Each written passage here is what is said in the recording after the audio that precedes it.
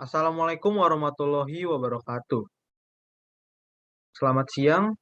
Pada kesempatan di siang hari ini, saya akan membuat sebuah vlog sederhana atau mempresentasikan materi pelajaran olahraga, yaitu adalah senam berirama. Perkenalkan, nama saya Immanuel Stewart dari kelas 12 MIPA 3, nomor absen 17, SMAN 86 Jakarta. Oke, saya akan memulai presentasi atau membuat vlog saya. Pengertian senam irama. Senam irama ialah senam dengan gerakan yang mengikuti irama. Irama yang mengiringi dapat berupa tepukan tangan, ketukan, nyanyian musik, dan lain sebagainya. Senam irama dilakukan secara perorangan atau kelompok untuk memperlihatkan koreografi yang kental dengan akrobatik dengan atau tanpa alat bantu senam yang berupa bola, pita, tali, gada, dan simpai. Jadi senam irama itu senam yang bahasa gampangnya yang ada iramanya. Nah, iramanya itu apa aja, kayak ada tepukan tangan, terus ada ketukan, ada nyanyian-nyanyian musik. Pokoknya, dia diiringi sama sesuatu yang, menimbulkan suara atau pokoknya kayak pecah gitulah ibaratnya. Jadi, senamnya ini asik. Nah, ini biasanya dilakukannya secara perorangan atau individu ya, terus ada lagi itu kelompok, dibagi-bagi kelompok. Nah, ini untuk memperlihatkan koreografi yang kental dengan akrobatik. Jadi kayak kalau perorangan kan mungkin kurang terlihat ya, serunya senamnya itu atau kayak, koreografinya kurang terlihat. Nah, per kelompok juga bisa. Nah, kalau per kelompok itu koreografinya, terus, gerakan-gerakan senam itu lebih terlihat dengan jelas dan akrobatiknya, dan koreografi itu lebih kental. Itu dari, pengertian senam irama. Terus ada unsur-unsur senam irama. Unsur-unsur yang diperlukan dalam senam irama adalah: satu, kelentukan; 2, keseimbangan; 3, keluasan; 4, fleksibilitas; 5, kontinuitas; 6, ketepatan.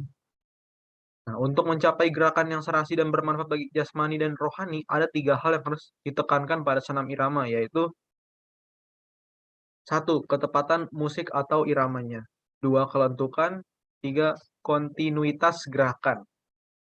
Jadi, eee, di dalam senam irama pun atau di dalam materi senam ini ada unsur-unsurnya, bukan kayak pelajaran lain, pelajaran ini juga ada. Jadi, di dalam materi olahraga, yaitu materi senam, dia juga mempunyai unsur-unsur, jadi nggak sembarangan. Terus ada jenis-jenis senam irama. Nah, tadi kan unsur, nah sekarang, tentang jenis-jenis senam irama. Jenis-jenis senam senam irama dibagi menjadi 5, yaitu ada senam ritmik dengan alat pita, senam ritmik dengan alat bola, senam ritmik dengan alat tali, senam ritmik dengan alat berupa simpai, dan yang terakhir senam ritmik dengan alat gada. Gerakan inti senam irama. Sekarang kita masuk ke gerakan inti senam irama. Gerakan inti senam irama itu ada gerakan roll depan dan belakang, baik dimulai dari bawah atau dari posisi berdiri. Nah, pasti semua pasti semua dari kita sudah tahu ya, mmm, eee, gerakan roll depan dan roll belakang itu gimana. Terus yang kedua, gulingan, yaitu seperti gerakan roll, tetapi menggunakan punggung sebagai tumpuan pada lintasan bisa depan, belakang, dan samping. 3, split stumping, dan depan, dengan posisi split dan duduk dengan posisi berdiri. 4, kayang. Kayang juga pasti kita sudah familiar dengan namanya. 5, salto depan atau belakang. 6, handstand. 7, merodah. 8, headstand. 9, sikap lilin. 10, senam kelenturan. 11, gerakan dasar tari balet. 12, gerakan dasar pada sikap senam yoga. Jadi ini gerakan inti senam irama itu atau gerakan-gerakan yang biasa dilakukan di dalam senam irama itu ada 12 gerakan. Inilah gerakan-gerakannya.